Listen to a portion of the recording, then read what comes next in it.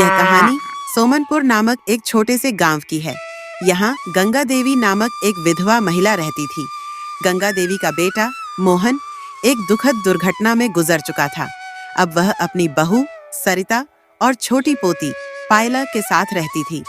गंगा देवी और सरिता के पास एकमात्र सहारा था उनकी एक बकरी, जो हर दिन दूध देती थी। इसी दूध को बेचकर उनका घर चलता था। गंगा देवी एक दिन सरिता से कहती है, बहू देखो, बकरी ने आज भी दूध दिया है, इसे बेचकर कुछ पैसे मिलेंगे।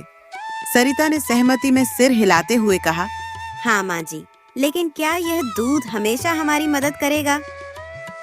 जब तक यह बकरी दूध देगी तब तक हम इसे बेचकर गुजारा कर सकते हैं। हमें धैर्य रखना होगा।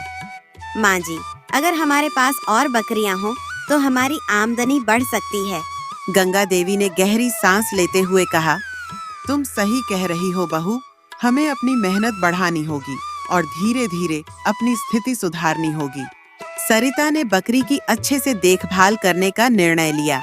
एक दिन गांव की अन्य महिलाएं गंगा देवी और सरिता का मजाक उड़ाने लगीं। अरे गंगा देवी, तुम्हारी बकरी ने फिर दूध दिया। वाह, अब तो तुम बहुत अमीर हो जाओगी। गंगा देवी शांत स्वर में बोली, हम मेहनत करते हैं और अपनी मेहनत पर गर्व करते हैं।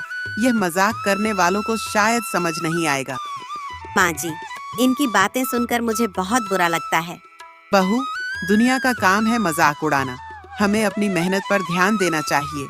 जब हम कुछ बड़ा करेंगे, यही लोग चुप हो जाएंगे। एक दिन बकरी ने अचानक दूध देना बंद कर दिया।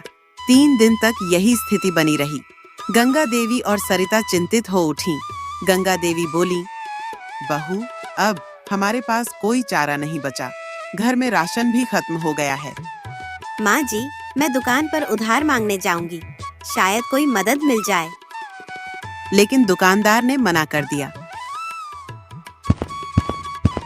निराश होकर सरिता जंगल की ओर निकल पड़ी।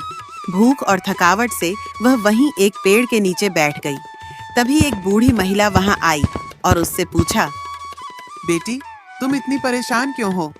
सरिता ने अपनी परेशानी सुनाई। बेटी, घबराओ मत। यह लो, यह चमत्कारी बीज, इसे अपने आंगन में लगाओ और इसकी अच्छे से देखभाल करो।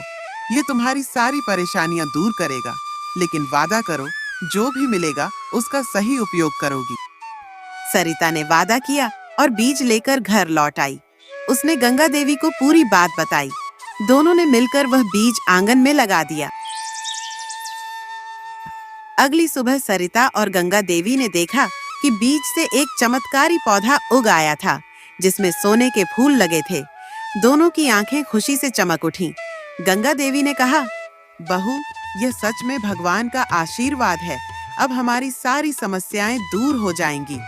सरिता ने सोने के फूल तोड़े और उन्हें बाजार में बेच दिया। धीरे धीरे उनका जीवन बेहतर होता गया। अब उनके पास पैसे, राशन और अन्य सुविधाएं थीं। गांव के लोग जो पहले उनका मजाक उड़ाते थे, अब उनकी मेहनत और लगन की सराहना करने लगे। सरिता और गंगा देवी ने अपनी नई जिंदगी को नम्रता और आभार के साथ अपनाया। मेहनत और धैर्य का फल अवश्य मिलता है। जीवन में चाहे कितनी ही मुश्किलें क्यों न आएं, विश्वास और परिश्रम से हर समस्या का समाधान संभव है।